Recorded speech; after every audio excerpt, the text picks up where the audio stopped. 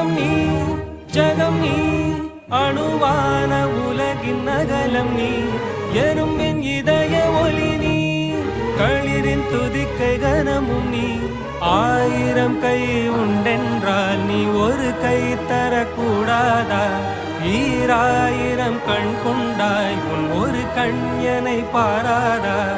உன்னில் சரணடைந்தேன் இனி நீ கதியே பார்த்தேனே உயிரின் வழியே